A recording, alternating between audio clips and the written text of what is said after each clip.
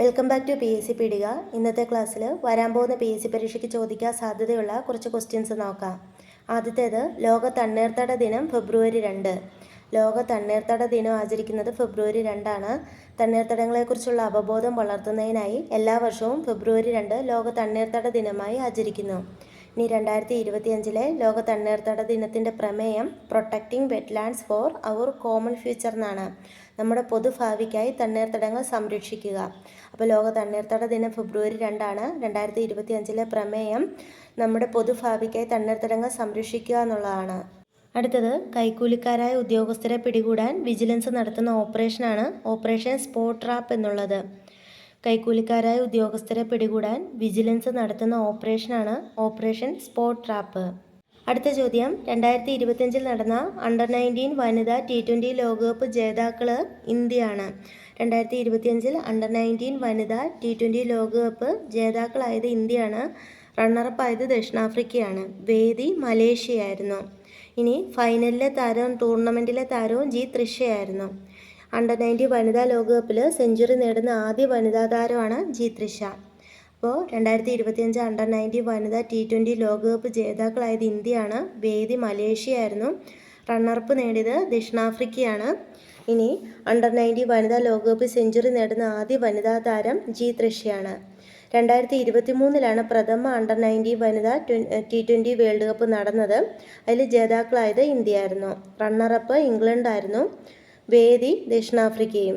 അടുത്ത ചോദ്യം, പ്രഥമ ബാലഭാസ്കർ പുരസ്കാരം ലഭിച്ചത് ശ്രീനിവാസനാണ്. പ്രഥമ ബാലഭാസ്കർ പുരസ്കാരം ലഭിച്ചത് ശ്രീനിവാസനാണ്. ബാലഭാസ്കർ ഫേമസ് ആയ വയലിനിസ്റ്റ് ആയിരുന്നെന്ന് നമുക്കറിയാം. അപ്പോൾ അദ്ദേഹത്തിൻ്റെ സ്മരണയ്ക്കായി ഏർപ്പെടുത്തിയ ഈ പുരസ്കാരം ആദ്യം ലഭിച്ചത് ശ്രീനിവാസനാണ്. ഈ പുരസ്കാരം ഏർപ്പെടുത്തിയിരിക്കുന്നത് തിരുവനന്തപുരത്തെ തൈക്കാട് മോഡേൺ ഹയർ സെക്കൻഡറി സ്കൂളും അദ്ദേഹത്തിൻ്റെ സഹപാഠികൾ ചേർന്നിട്ടുള്ള കൂട്ടായ്മയായ എ ഡേ വിത്ത് ബാലു എന്ന കൂട്ടായ്മയും ചേർന്നാണ്. ഇപ്പോൾ 2025 ഈ പുരസ്കാരം ലഭിച്ചിരിക്കുന്നത്. ഇപ്പോൾ പ്രഥമ ബാലഭാസ്കർ പുരസ്കാരം ലഭിച്ചത് ശ്രീനിവാസനാണ്. അടുത്തത്, സാങ്കേതിക തകരാറുകൾ റിപ്പോർട്ട് ചെയ്യുന്നതിനായി സെബി ആരംഭിച്ച പോർട്ടലാണ് ഐസ്പോട്ട്. സാങ്കേതിക തകരാറുകൾ റിപ്പോർട്ട് ചെയ്യുന്നതിനായി സെബി ആരംഭിച്ച പോർട്ടലാണ് iSPOT. Integrated SEBI portal for technical glitches എന്നുള്ളതാണ് ഐസ്പോട്ടിൻ്റെ പൂർണ്ണരൂപം. Integrated SEBI portal for technical glitches. ഇനി എന്താണ് സെബി എന്ന് നമുക്കറിയാം. Securities and exchange board of ഇന്ത്യയാണ്. മുംബൈയിലാണ് സെബിയുടെ ആസ്ഥാനം. Securities and exchange board of ഇന്ത്യയാണ് സെബി. മുംബൈയാണ് ആസ്ഥാനം. അപ്പോൾ സാങ്കേതിക തകരാറുകൾ റിപ്പോർട്ട് ചെയ്യുന്നതിനായി സെബി ആരംഭിച്ച പോർട്ടലാണ് ഐസ്പോട്ട്. അടുത്തത്, 38ാമത് ദേശീയ ഗെയിംസിൽ വനിതാ വോളിബോളിൽ സ്വർണം നേടിയത് കേരളമാണ്. 38ാമത് ദേശീയ ഗെയിംസിൽ വനിതാ വോളിബോളിൽ സ്വർണം നേടിയത് കേരളമാണ്. അതുപോലെ തന്നെ കേരളത്തിൻ്റെ പുരുഷ വോളിബോൾ ടീം നേടിയത് വെള്ളി മെഡലാണ്. കേരളത്തിൻ്റെ പുരുഷ വോളിബോൾ ടീം നേടിയത് വെള്ളി മെഡലും വനിതാ വോളിബോൾ ടീം സ്വർണ്ണ മെഡലും നേടി. അപ്പോൾ കഴിഞ്ഞ ക്ലാസ്സിൽ നമ്മൾ ദേശീയ ഗെയിംസിനെ കുറിച്ച് പറഞ്ഞതാണ്. 38ാമത് ദേശീയ ഗെയിംസാണ് 2025 നടന്നത്. ഇതിൻ്റെ വേദി ഉത്തരാഖണ്ഡിലെ ഡെറാഡൂണിലുള്ള രാജീവ് ഗാന്ധി ക്രിക്കറ്റ് സ്റ്റേഡിയമായിരുന്നു. പ്രമേയം ഗ്രീൻ ഗെയിംസ് എന്നുള്ളതായിരുന്നു. പിന്നെ ദീപശിഖയുടെ പേര് തേജസ്വിനി എന്നായിരുന്നു. 1ാം സ്ഥാനം നേടിയത് സർവീസസ് ആണ്. 68 മൊത്തം 121 മെഡലുകൾ, 68 സ്വർണം, 26 വെള്ളി, 27 വെങ്കലം. 2ാം സ്ഥാനം നേടിയത് മഹാരാഷ്ട്ര, 3ാം സ്ഥാനം ഹരിയാനയായിരുന്നു. കേരളത്തിൻ്റെ സ്ഥാനം 14ആയിരുന്നു. കേരളത്തിന് 54 മെഡല്, 13 സ്വർണം, 17 വെള്ളി, 24 വെങ്കലം, അങ്ങനെ 54 മെഡലാണ് കേരളം നേടിയത്. കേരളത്തിൻ്റെ സ്ഥാനം 14ആയിരുന്നു. അടുത്തതൊരു പ്രമേയമാണ്. 2025 ലോക ക്യാൻസർ ദിന പ്രമേയം യുണൈറ്റഡ് ബൈ യുണീക്ക് എന്നുള്ളതാണ്. സവിശേഷതകളുടെ ഐക്യപ്പെടൽ. 2025 ലോക ക്യാൻസർ ദിന പ്രമേയം യുണൈറ്റഡ് ബൈ യുണീക്ക് എന്നുള്ളതാണ്. ഫെബ്രുവരി 4 എല്ലാ വർഷവും ലോക ക്യാൻസർ ദിനം ആചരിക്കുന്നത്. അപ്പോൾ 2025 ലോക ക്യാൻസർ ദിന പ്രമേയം യുണൈറ്റഡ് ബൈ യുണീക്ക്. ഫെബ്രുവരി 4 എല്ലാ വർഷവും ലോക ക്യാൻസർ ദിനം ആചരിക്കുന്നത്. നെക്സ്റ്റ്, 2025 ഇയർ ഓഫ് കമ്മ്യൂണിറ്റിയായി പ്രഖ്യാപിച്ച രാജ്യം UAE ആണ്. UAE 2025 ഇയർ ഓഫ് കമ്മ്യൂണിറ്റി ആയാണ് ആചരിക്കുന്നതെന്ന് ഓർക്കുക. അടുത്തതൊരു ക്യാമ്പയിനാണ്. ക്യാൻസർ പ്രതിരോധത്തിനും ചികിത്സയ്ക്കുമായി സംസ്ഥാന ആരോഗ്യവകുപ്പ് ആരംഭിച്ച ജനകീയ ക്യാമ്പയിനാണ് ആരോഗ്യം ആനന്ദം അകറ്റാം അർബുദം. ക്യാൻസർ പ്രതിരോധത്തിനും ചികിത്സയ്ക്കുമായി സംസ്ഥാന ആരോഗ്യവകുപ്പ് ആരംഭിച്ച ജനകീയ ക്യാമ്പയിനാണ് ആരോഗ്യം ആനന്ദം അകറ്റാം അർബുദം എന്നുള്ളത്. ഇതിൻ്റെ ഗുഡ്വിൽ അംബാസഡർ മഞ്ജു വാര്യരാണ്. അടുത്തത്, ഇന്ത്യയിലെ ആദ്യത്തെ വെള്ളക്കടുവ പ്രജനന കേന്ദ്രം നിലവിൽ വന്നത് മധ്യപ്രദേശിലെ രേവ ജില്ലയിലാണ്. ഇന്ത്യയിലെ ആദ്യത്തെ വെള്ളക്കടുവ പ്രജനന കേന്ദ്രം നിലവിൽ വന്നത് മധ്യപ്രദേശിലെ രേവ ജില്ലയിലെ ഗോവിന്ദ്ഗഡ് എന്ന സ്ഥലത്താണ്. അടുത്തത്, 38ാമത് ദേശീയ ഗെയിംസിൽ നീന്തലിൽ 3 സ്വർണം നേടിയ മലയാളി വനിതയാണ് ഹർഷിത ജയറാം. 38ാമത് ദേശീയ ഗെയിംസിൽ നീന്തലിൽ 3 സ്വർണം നേടിയ മലയാളി വനിത ഹർഷിത ജയറാമാണ്.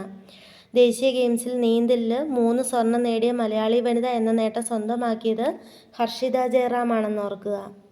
അടുത്തത്, 2025 മിസ്സിസ് വേൾഡ് കിരീടം നേടിയത് ഷെഗോഗയിലാണ്.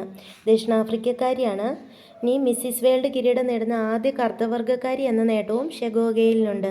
2025 മിസ്സിസ് വേൾഡ് കിരീടം നേടിയത് ദക്ഷിണാഫ്രിക്കക്കാരിയായ ഷെഗോഗയിലാണ്.